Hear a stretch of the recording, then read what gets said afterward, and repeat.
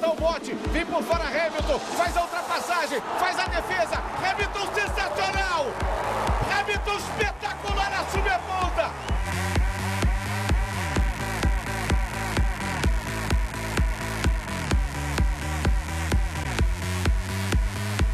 Vem para vencer o GP de São Paulo, Lewis Hamilton sensacional!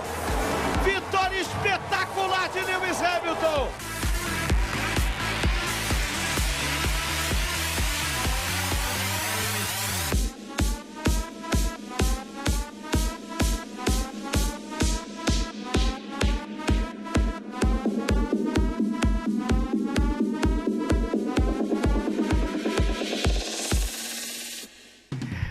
Olá pessoal, bom dia! Estamos juntos sempre para você aqui, é claro, com o seu primeiro tempo, manhã de segunda-feira, dia 15 de novembro de 2021.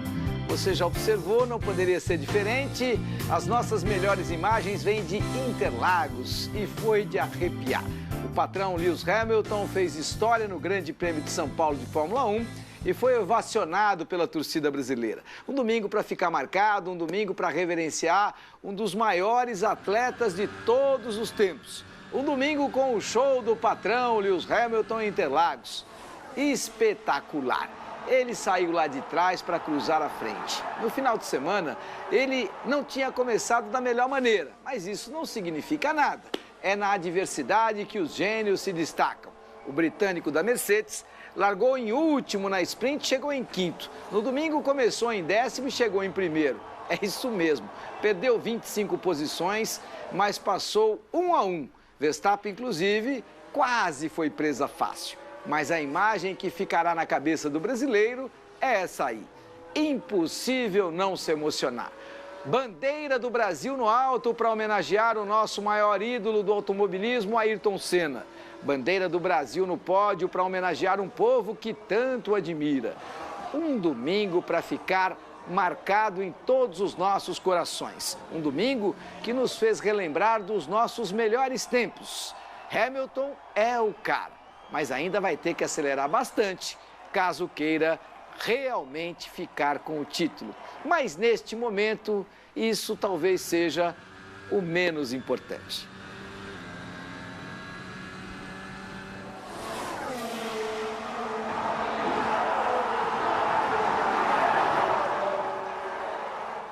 Mas o nosso patrão aqui tem nome e sobrenome. Alô, Sérgio Maurício, seja bem-vindo, bom dia. Oi, Elia, bom dia. Você sabe que eu ainda estou, assim, num estado de catarse, né? Eu não sei nem se eu consegui dormir. Como diz a música, eu estava dormindo acordado, sabe? Porque foram tantas mensagens, foi tão legal a gente curtir aquele momento ali em Interlagos. Eu acho que você que gosta tanto de cinema, acho que nenhum roteirista teria escrito um roteiro tão perfeito, tão detalhado, com tantas nuances como foi o dia ontem de Interlagos. E eu estou vindo aqui para participar de outro programa, não podia deixar de passar aqui no primeiro tempo para te cumprimentar. Aqui e olha, e dizer para você que eu tenho uma admiração muito grande. Ontem dividi com você essas 10 horas de transmissão que nós fizemos desde as 8 da manhã até as 6 da tarde. Foi um prazer enorme. A minha admiração que eu tenho por você, a condução que todos nós tivemos, porque, claro que muita gente está falando, o Sérgio Maurício, a voz da Fórmula 1, mas por trás disso tudo tem uma equipe muito bacana, uma equipe muito legal, uma equipe que faz a gente poder transmitir toda essa emoção. E a corrida ontem foi aquela de desenho a lápis, né? Foi uma coisa impressionante que aconteceu em Interlagos. Aliás, o fim de semana todo, né, Elia? Que belo roteirista que a gente contratou para desenhar esse final de semana. Mas o que é interessante é que esse final de semana só tem toda essa trajetória. É claro que o nosso trabalho é determinante para que a gente possa terminar feliz. Isso é sempre importante, porque às vezes o piloto pode fazer a melhor corrida da vida dele e você não faz o seu melhor trabalho. Então, você sai com aquele quê de talvez poderia ter sido melhor. Mas para que tudo, essa conjunção de fatores, ela se transformasse em positiva e vitoriosa para todo mundo, a gente contou com um roteirista que foi encantador, mas com um piloto que eu não consigo, por mais que as pessoas talvez tentem buscar alternativas para o melhor de todos os tempos, Neste caso, a comparação com o Hamilton é dolorida para os outros, não? Eu acho que ele não tem comparação. Os números já por si só mostram. O cara tem 101 poles e 101 vitórias. Você vê, ontem foi a vitória número 122 da Mercedes. 101 foram do Hamilton. Quer dizer, você vê a importância. A Mercedes é uma equipe que está na Fórmula 1 desde os anos 50, teve idas e vindas, e desde a era híbrida vem dominando. Mas o Hamilton, ele é um gênio. A gente tem a idolatria pelo Ayrton Senna, a gente tem a admiração máxima pelo Nelson Piquet e pelos títulos do Emerson, mas o Hamilton é gênio. Ele faz coisas que surpreende. Ontem. Eu acho que ele fez uma das melhores, se não a melhor corrida dele de todos os tempos. E o público parecia que estava vendo o Ayrton Senna. Quando ele parou, relembrando aquela cena de 91, ele parou e pegou a bandeira da mão do fiscal. Aquilo ali, para nós, aí as lágrimas já suplantaram toda a nossa emoção, transbordaram ali. Eu olhei para o lado, o Reginaldo chorando, olhei para o outro lado, o Rubinho chorando. Quer dizer, aquilo ali foi um ponto máximo, né, da transmissão. Foram 3 momentos bem interessantes, cara. Além da corrida como um todo, e o especialista vai ficar nos detalhes da corrida, mas eu sou mais especialista na emoção, e foram 3 momentos muito importantes para todos nós, e dizem diretamente respeito ao grupo e em particular a você. O primeiro momento, eu estava no meu momento de folga ali de 30 minutos para poder almoçar, porque foi uma maratona de 42 km, 195 metros, e eu fui almoçar ali no camarote da Band, e aí o Johnny, que por acaso é o presidente do grupo, ele sentou e a gente estava conversando, e dali a pouco eu levantei e o pessoal começou, porque a gente estava bem em frente à numerada, que é exatamente a reta dos boxes. E todo mundo começou a gritar Band, Band, Band. Aí eu olhei para o lado e eu vi o Johnny chorar. E eu nunca tinha visto o Johnny chorar.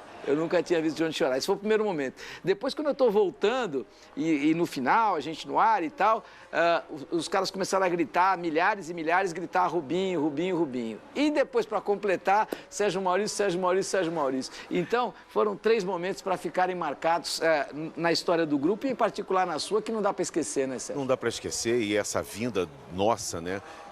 Para o Grupo Bandeirantes foi uma vinda com uma alegria muito grande, e a gente está dando uma sorte danada de ter um campeonato 2021 que eu acho que é o melhor dos últimos 20, 25 anos. Eu realmente não me lembro da gente ter tido um campeonato com tantas emoções. E esse detalhe, né, a nossa cereja do bolo, uma coisa que foi muito programada por nós, o marketing trabalhou muito essa corrida com ações na rua, com ações publicitárias, mas como eu disse mais uma vez e repito, ninguém podia imaginar que um enredo fosse tão perfeito e tão completo, com aquela bandeira do Brasil no final, que acho que mesmo aquele torcedor do Verstappen, mesmo o ferrarista mais tifose, ele passou a aplaudir o Lewis Hamilton naquele momento pela atitude que ele teve. E eu não me lembro, Elia, dele ter pego nem a bandeira britânica em momento algum da sua carreira para dar uma volta com ela. Ele reconheceu no povo brasileiro todo o amor que o brasileiro tem pelo automobilismo, sem ter um piloto lá. Você vê que é difícil isso, né? Sem ter um piloto lá, ele reconheceu esse amor e nos retribuiu com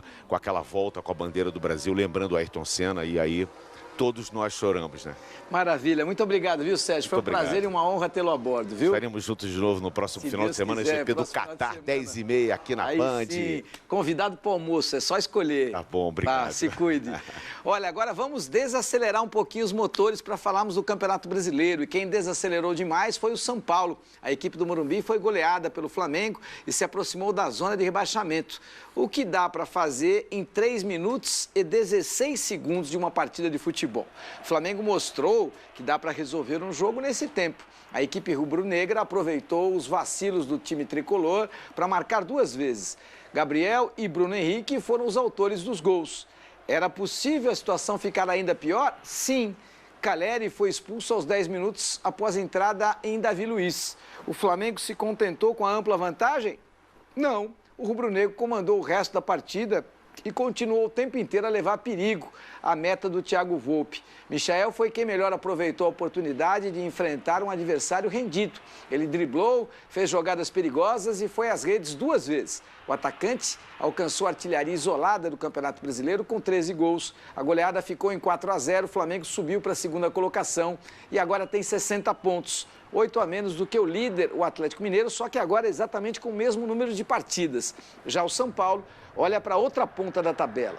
O time tricolor paulista ocupa a 15ª posição, apenas a 2 pontos da zona do rebaixamento. E aí é complicado, porque não é que o São Paulo tenha time para ser rebaixado.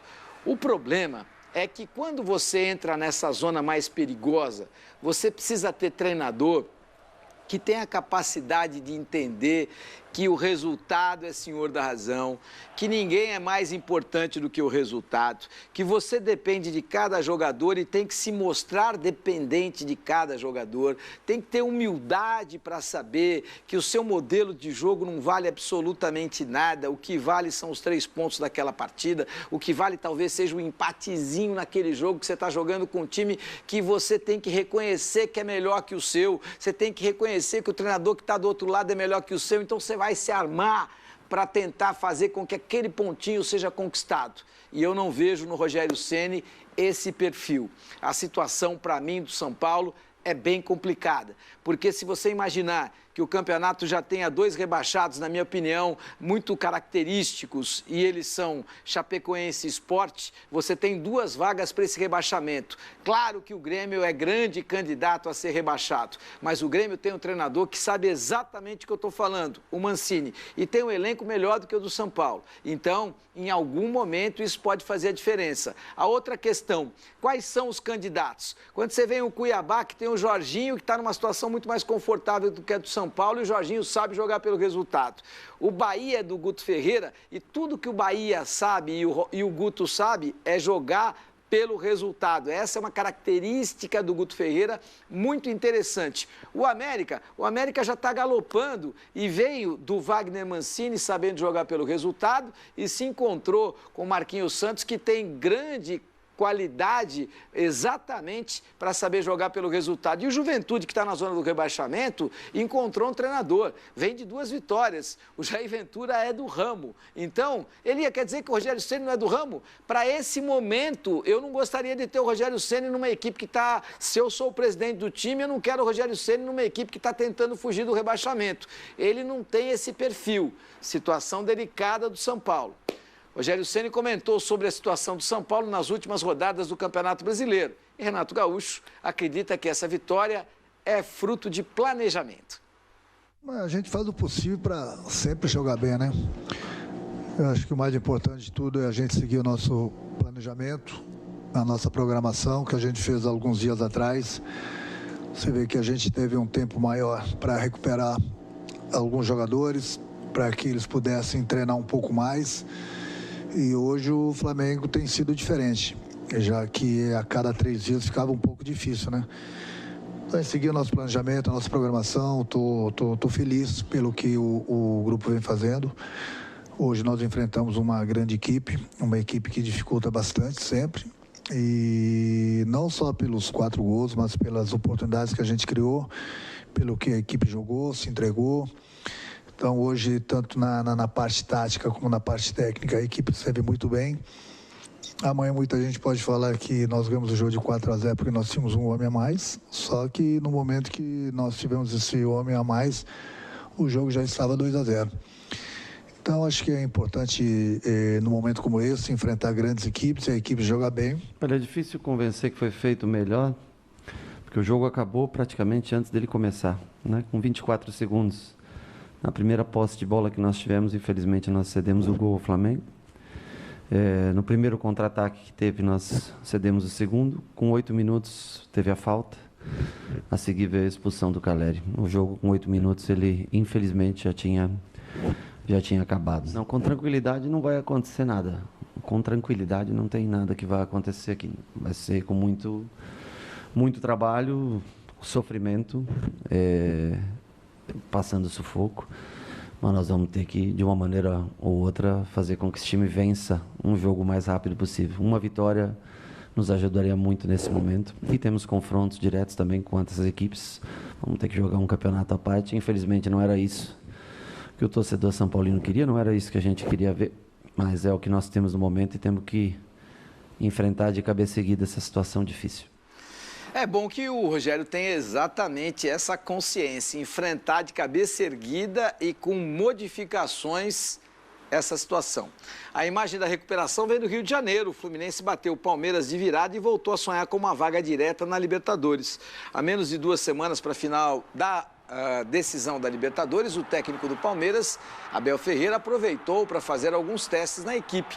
Na lateral direita, começou com o Mike no lugar de Marcos Rocha. No meio para frente, manteve o quarteto ofensivo com Gustavo Scarpa, Rafael Veiga, Dudu e Rony. No primeiro tempo, o treinador português continuou com a estratégia das últimas partidas e apostou na velocidade. Aliás, é uma aposta corriqueira do Palmeiras e uma das únicas. Mas foi na bola parada que o Palmeiras abriu o placar com um golaço de Dudu. Sem respostas nos primeiros 45 minutos, o Fluminense voltou com outra postura. Com menos de 1 minuto, Iago Felipe fez o gol de empate. A igualdade no marcador deixou o jogo franco. E quem levou a melhor foi a equipe carioca. Iago Felipe, de novo, o melhor jogador do time, chutou de fora da área para dar a vitória ao Fluminense. No final do jogo, o clima esquentou. Dudu foi expulso pelo chute em Samuel Xavier. Após o apito final, Fred e Davidson bateram boca e também foram expulsos. Com o resultado, os cariocas seguem na 8ª posição com 45 pontos. O Palmeiras é o terceiro com 58. O Davidson já não joga nada, é fraquíssimo. Terceiro time, deu sorte de estar onde está e vira e mexe arruma confusão, vira e mexe causa problema. Lá atrás entrou no momento em que a bola quase ainda não tinha passado a linha de fundo e ele entrou para comemorar já sentindo que o gol do Palmeiras aconteceria. O Palmeiras poderia ter tido aquele gol invalidado por culpa dele. Agora, ontem o jogo já tinha terminado, o cara está no banco, não tem nada que fazer e vai encher lá dentro do campo, tipo de coisa que só atrapalha. No caso do Palmeiras, não, porque ele é expulso e no caso de não contar com o Davidson, na minha opinião, não é desfalque, é reforço. E o Abel, eu entendo que ele tenha que saber, essa é a minha posição, que ele tenha que saber o que é que exatamente ele quer para essa partida do dia 27 lá no Estádio Centenário em Montevidéu. Ele tem que estar com aquilo muito programado, muito preparado e a esta altura do campeonato e do tempo, ele não tem que estar buscando alternativas, ele tem que estar buscando reforçar fisicamente esses jogadores, dar ritmo a eles para que eles possam estar bem no dia 27, correr o menor risco possível com alguns que talvez estejam mais desgastados, porque o Campeonato Brasileiro já se foi e o Palmeiras não corre risco nenhum no Campeonato Brasileiro e tem a sua partida mais importante no dia 27. Eu não gosto da ideia do, estou fazendo testes, não é momento para fazer teste. Você tem que ter esse time na cabeça e você tem que chegar e dizer, eu estou poupando o Marcos Rocha, eu estou poupando esse aqui, eu estou tentando fazer com que o time tenha ritmo. Por quê? Porque eu quero 4 descansados a cada rodada. Aí você está sendo inteligente. Se você, a esta altura da vida, está tentando encontrar alternativas ainda para a partida do dia 27, é um mau sinal. O técnico do Palmeiras destacou a quantidade de erros da equipe e também, é claro, isso acabou redundando no resultado. Marcão, por outro lado, não poupou elogios ao artilheiro Iago Felipe. Hoje é nota 10, né? Que na verdade ele, como todo o grupo, mas ele em especial pelo fato de ter feito os 2 gols. Ele marcou, ele jogou, ele incendiou o jogo. É um cara que compete muito e era um jogo que a gente precisava competir, né? Você vê a equipe do Palmeiras, é uma equipe está disputando, né, uma final de Libertadores, a equipe de alto nível, com jogadores todos eles de qualidade, saem um entre o outro e mantém um nível de excelência, de qualidade. E para a gente vencer essa equipe do Palmeiras tinha que ser desse jeito. E o Iago, no início da semana, ele já estava com esse espírito e a gente sempre fala assim, quando a nossa equipe entra nesse modelo, com essa disposição, com essa entrega, dificilmente a nossa equipe é derrotada. Olha, eu acho que houve 2 jogos hoje, um na primeira parte, outro na segunda.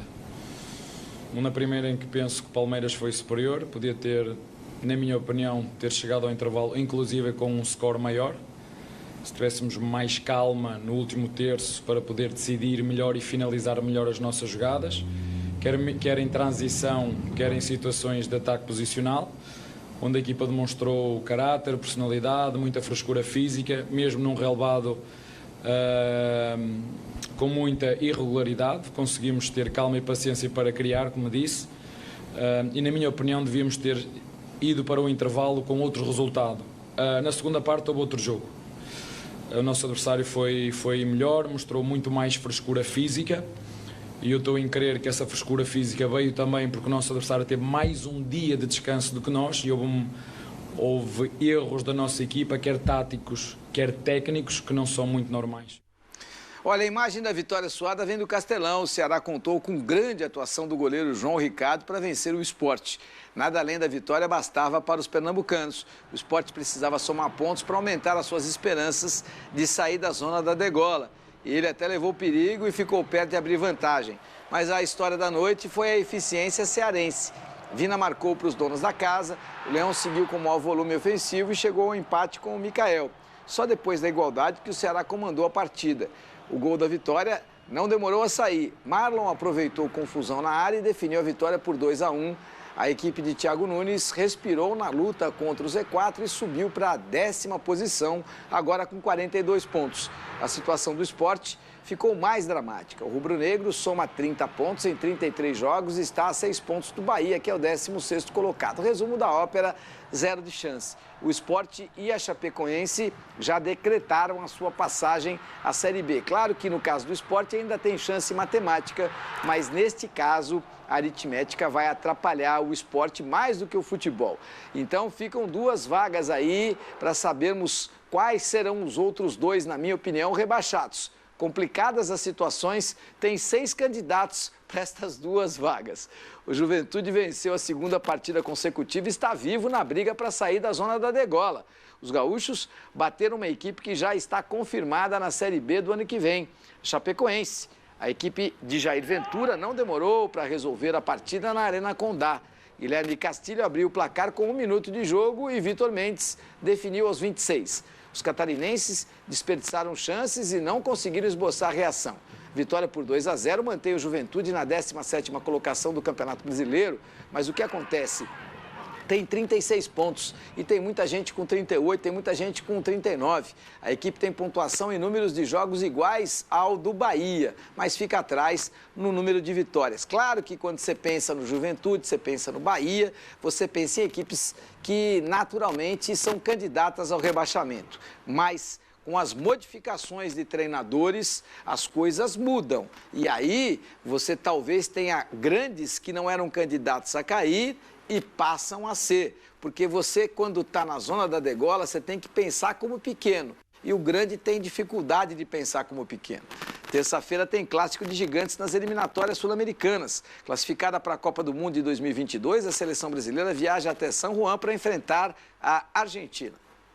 Pouco mais de 2 meses após o polêmico jogo paralisado na Neoquímica Arena, Brasil já classificado e Argentina, precisando dos 3 pontos para carimbar a vaga para o Mundial, voltam a se enfrentar terça-feira em San Juan, casa dos hermanos. Agora, o que esperar do Brasil e Argentina é um Brasil e Argentina. Eu acho que esperar um jogo com todos os ingredientes possíveis de um grande clássico mundial, de um clássico com 2 seleções com jogadores gigantescos, jogadores de uma qualidade incrível, que tem muita rivalidade, que tem muita história. Então é isso que a gente espera, um jogo muito bacana de se jogar, um jogo muito bacana de assistir.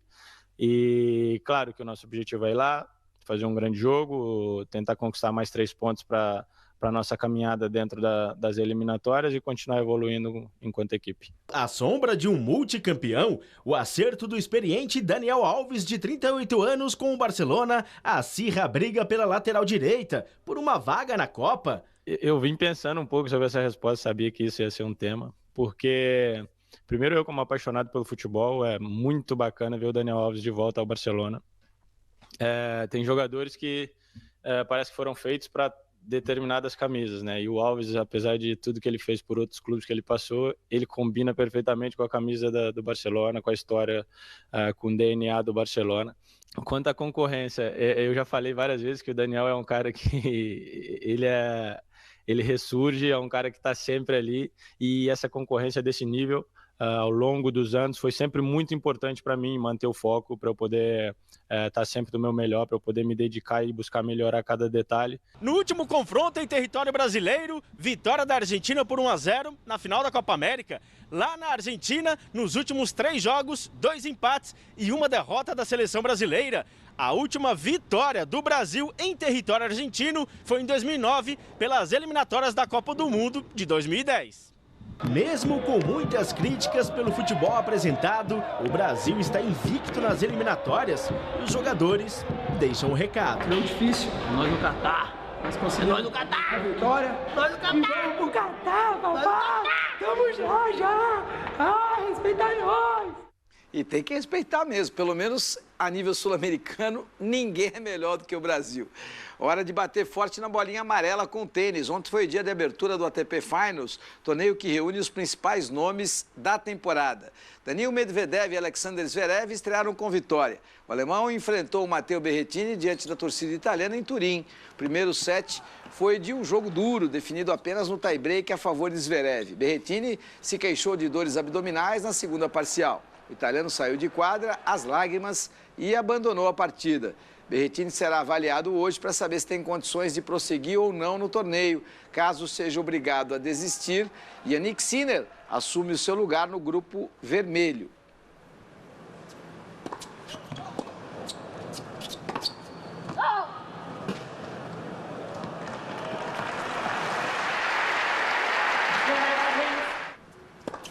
Medvedev venceu o Bea Urcax no outro duelo. O russo foi firme no serviço e não enfrentou nenhum tie-break durante toda a partida, ou, se você preferir, um break point. Mesmo assim, a vitória foi de virada, 2-1, parciais de 6-7, 6-3 e 6-4. Vai Daniil Medvedev, jogando o seu melhor tênis no seu melhor momento. Logo depois do intervalo, voltamos com muito mais para você. Este é o seu primeiro tempo ao vivo, aqui pelo Band Esportes. Até já.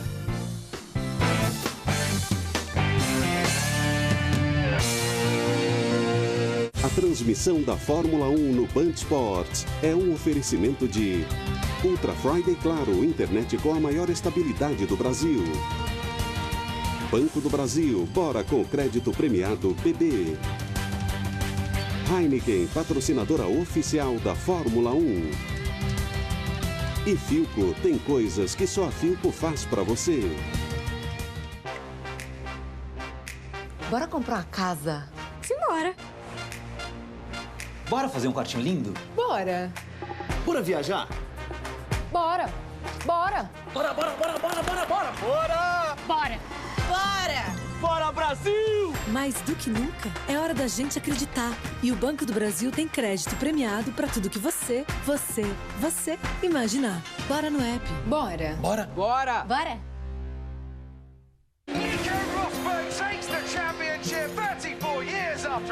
Child arrived just the other day. Came to the world in the usual way. And he was talking for I knew it. And as he grew, he'd say, I'm gonna be like you, Dad. You know I'm gonna be like you.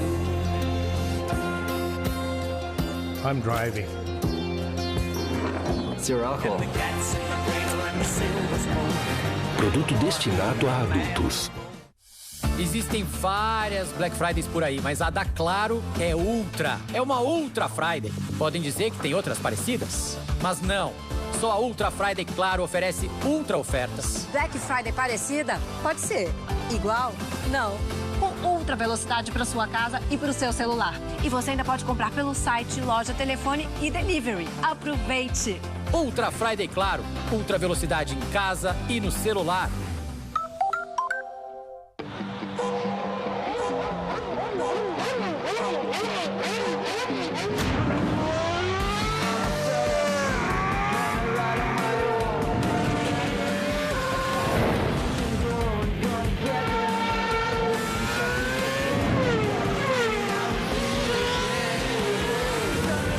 Nova geração Fast Smart TV Philco.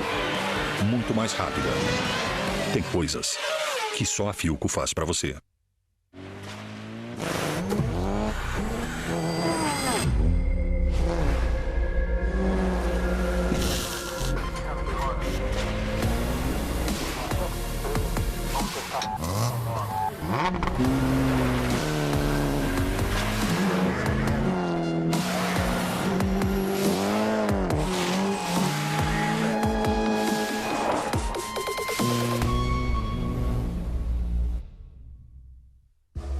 O automobilismo sempre abasteceu os brasileiros com emoção. Agora é hora do Brasil abastecer essa emoção com o que temos de melhor. É o etanol brasileiro, ainda mais sustentável, feito do resíduo da cana, que abastecerá a Shell e seus parceiros, inclusive na maior categoria de automobilismo do mundo. É a escuderia da Ferrari movida com o etanol fornecido pela Shell em 2022, como você nunca viu.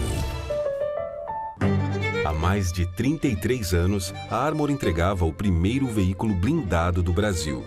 Daí em diante, a empresa não parou mais de desenvolver técnicas, materiais e tecnologias que transformaram veículos em verdadeiras células de segurança. Não existe nada mais importante que a segurança da sua família e a sua. Pense nisso antes de escolher quem vai blindar seu veículo. Armor. Confiança blindada.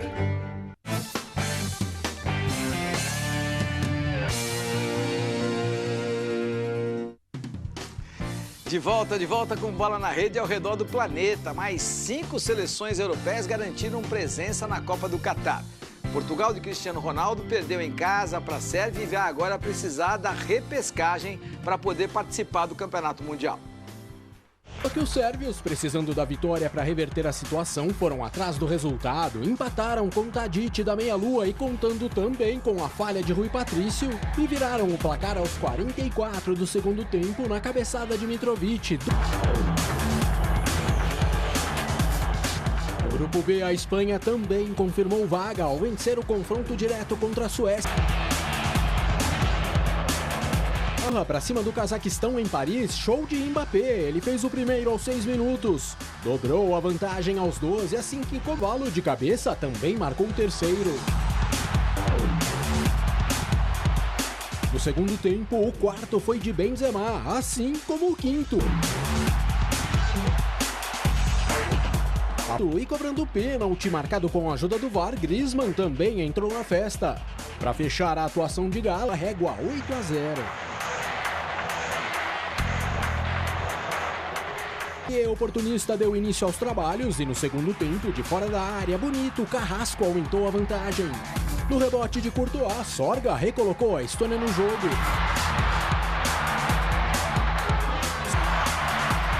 De repescagem 1-0.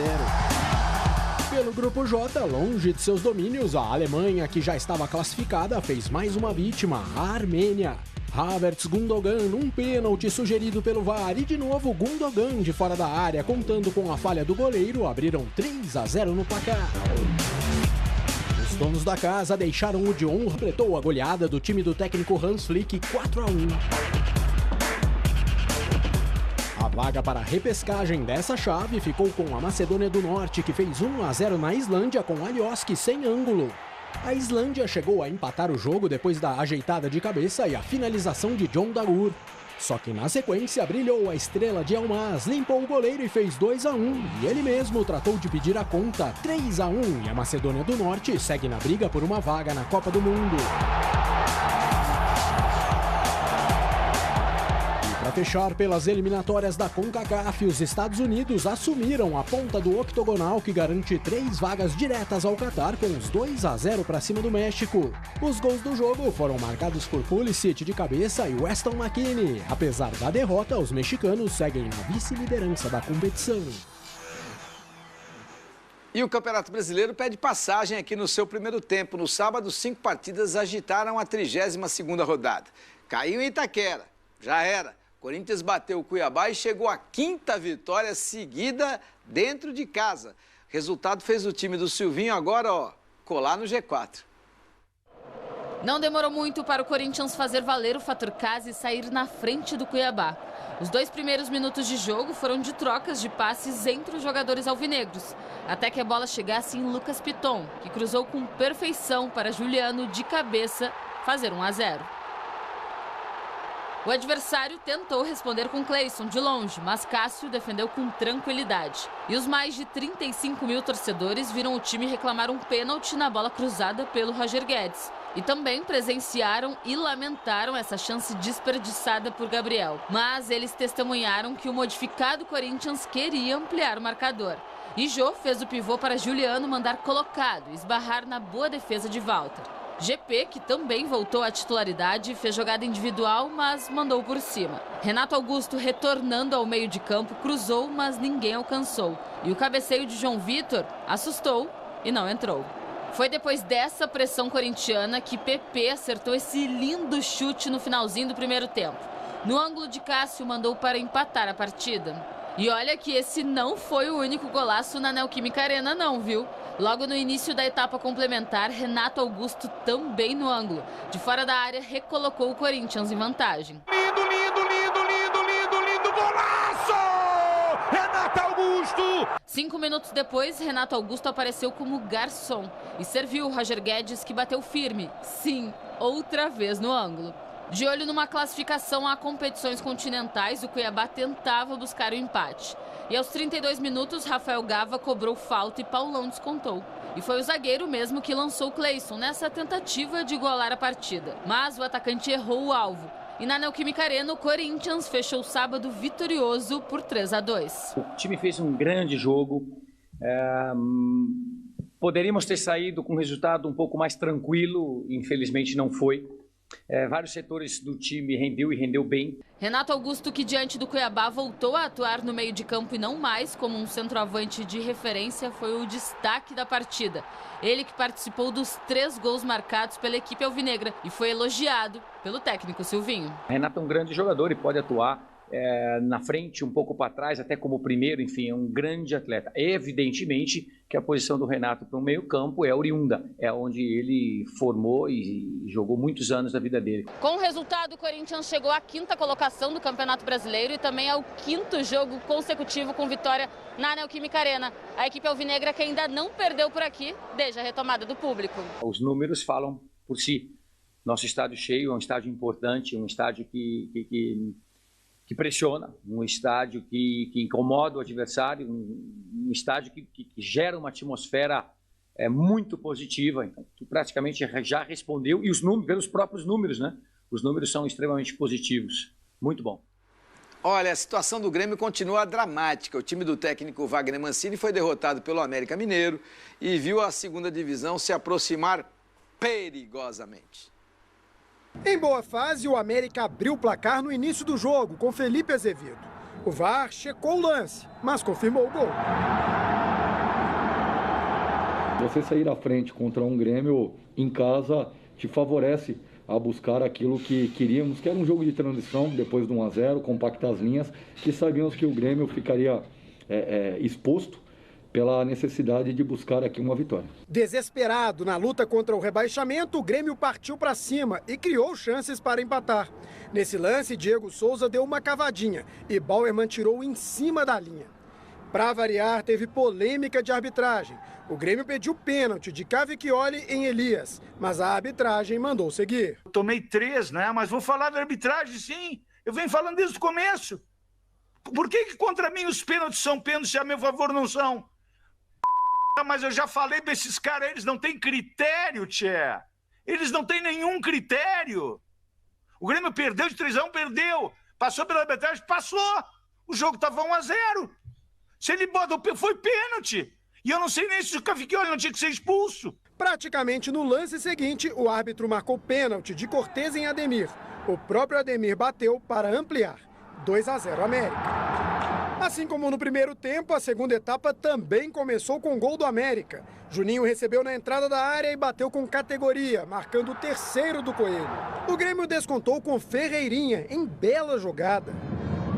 A vitória do América sobre o Grêmio por 3-1 deixa as duas equipes em situações opostas. Se o tricolor gaúcho está mais perto da Série B, o Coelho praticamente se livra de qualquer risco e agora traça metas maiores. Vê como real a possibilidade de classificar para uma competição continental pela primeira vez. O número mágico, né, sempre foi os 45, então a gente tem falado que precisa bater os 45 pontos, então estamos a 1 ponto, né? São 7 jogos ainda para se jogar, são 21 pontos, ainda tem muita coisa, mas concordo que em 7 jogos, 5 derrotas, é óbvio que a somatória de pontos ela fica prejudicada, né? Mas eu acho que agora nós temos uma única obrigação, que é dar uma satisfação para o torcedor e já na próxima terça-feira entrar com muita tesão e com muito cara de Grêmio e menos cara de tic-tac. O vice-presidente vai dando a letra, entendeu? É o seguinte, é Grêmio, é pegado, é jogado, esquece tic-tac, posse de bola sem eficiência. Isso aí é quando você tem qualidade para fazer, quando você está menos pressionado. E basicamente é o que o Grêmio precisa entender. O momento é de zona da degola, é outra guerra, é muito diferente do que propor jogo, ter qualidade, outras ambições. Agora é guerra. Santos e Atlético Goianiense também lutam para se afastar da zona do perigo, mas um empate sem gols não foi bom para ninguém. Embalado pelos últimos resultados, o time do Fábio Carille não conseguiu manter a produção ofensiva, muito por conta do gramado que foi castigado pelas chuvas em Goiânia. Sem muitas emoções, os dois times pouco produziram e não ameaçaram as metas adversárias. Na base das longas bolas, o Atlético Goianiense pressionou e, é claro, o time paulista teve dificuldades. Mas o placar ficou em 0-0. Com o empate, o Santos foi para a 12ª posição, 39 pontos. O Atlético Goianiense é o 14º com 38 pontos. O resultado foi bom para o Santos, assistiu o jogo, horrível. Gramado insustentável, principalmente no primeiro tempo, muito perigoso de você tentar qualquer tipo de coisa. E não adianta, quando você tem um gramado que é impraticável e você está jogando fora de casa e ainda quer se afastar da zona da degola, esse pontinho tem que ser celebrado.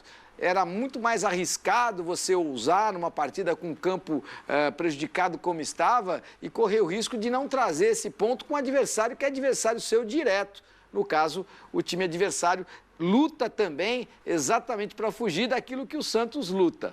Em Porto Alegre, o Internacional tomou um susto do Atlético Paranaense, mas Edenilson garantiu os 3 pontos para o Colorado, que segue na cola do G6. O Furacão foi quem começou na frente. Aos 36 minutos, Terans fez grande jogada e marcou o primeiro gol do Atlético Paranaense no Beira-Rio.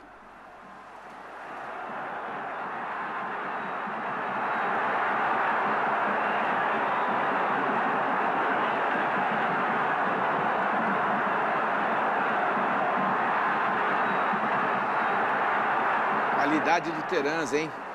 Depois do Nicão, é o segundo melhor jogador do time. Mas a resposta colorada veio na sequência. 3 minutos depois, Palácios deu um presente para Edenilson. Tudo igual 1-1. Presente agradecido, né?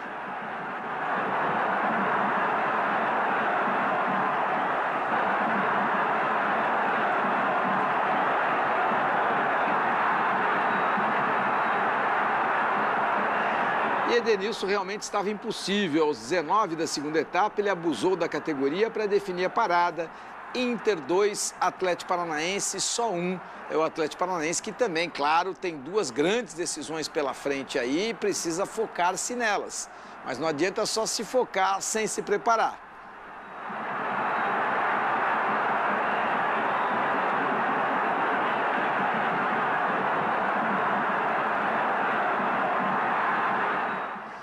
E teve confronto direto na parte de cima da tabela. Dentro de casa, o Bragantino não tomou conhecimento do Fortaleza e subiu para a 4ª posição. A equipe comandada pelo Maurício Barbieri abriu o placar logo aos 3 minutos. Elinho aproveitou o lançamento de Ederlan e tocou de primeira para o gol, 1-0.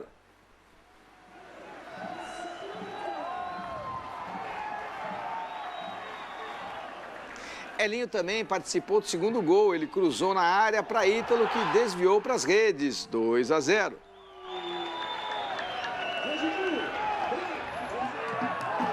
E foi Elinho o protagonista mais uma vez. O atacante ia dar chapéu em Tite. O zagueiro não deixou ele completar o drible e fez pênalti. Arthur fechou a conta. 3-0 para o Bragantino, que ultrapassou o Fortaleza nesse confronto direto e entrou no G4. E é natural que isso aconteça. O time do Bragantino é melhor do que o time do Fortaleza e, na minha opinião, o Maurício Barbieri é melhor do que o Juan Pablo Vojvoda. Logo depois do intervalo tem muito mais futebol para você. Até já.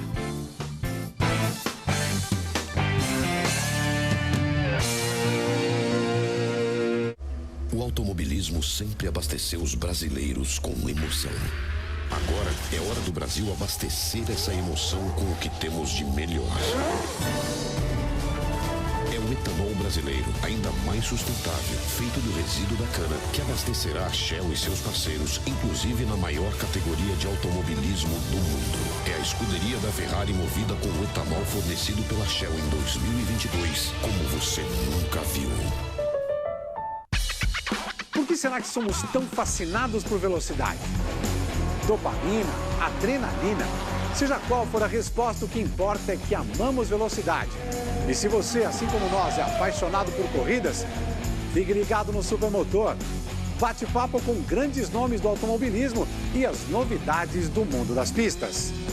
Isso pra você. Supermotor, quarta, às 9 da noite. Oferecimento Yamaha R3, a Super Sport para todos os dias. A união perfeita entre esportividade e performance ganhou um novo elemento, a ousadia. Forjada pelo vento.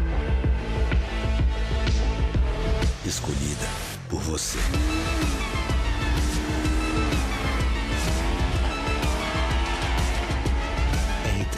A Super Sport para todos os dias. Visite uma concessionária Yamaha ou compre 100% online na Blue Store. Alta velocidade no Band Esportes. Verstappen ou Hamilton?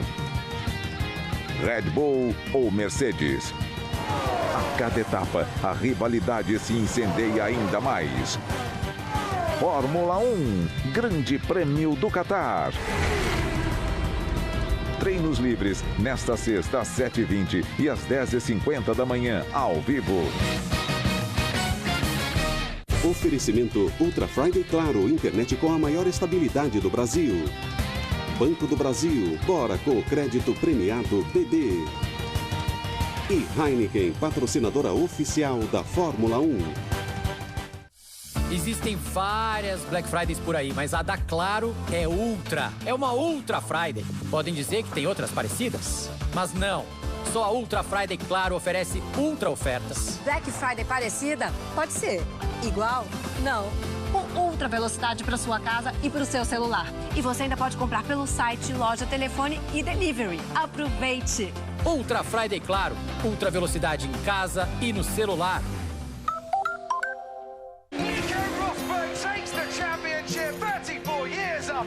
Child arrived just the other day, came to the world in the usual way, and he was talking for I knew it, and as he grew, he'd say, I'm gonna be like you, Dad, you know I'm gonna be like you.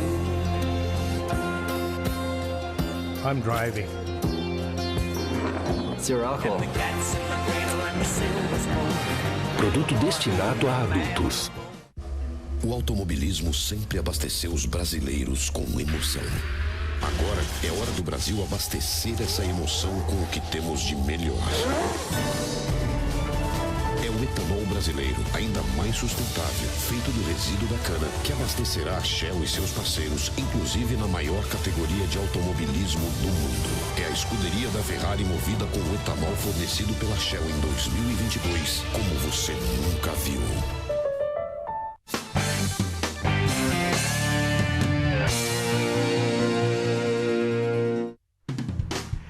Tem mais Fórmula 1 para você. O agito em São Paulo não foi só na pista, não. Os camarotes de Interlagos tiveram muita badalação, conforto, música boa e diversão, é claro.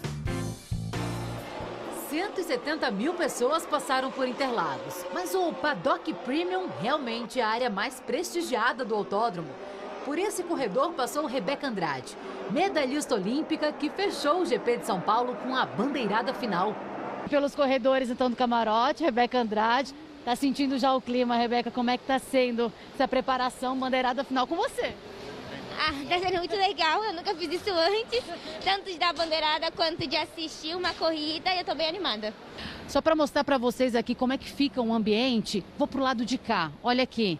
Aqui em cima, onde ficam os camarotes, aqui embaixo a gente consegue acompanhar toda a movimentação. Mas vem comigo. Então a gente consegue acompanhar tanto os pilotos que estão aqui embaixo e aqui, ó, é a área onde vai chegar todo o pessoal para aproveitar os camarotes. Não foi só a ginasta que apareceu na área VIP. Outros atletas passaram por aqui. o surfista, campeão olímpico, Ítalo Ferreira, e chegou em Interlagos sabendo muito bem para quem torcer.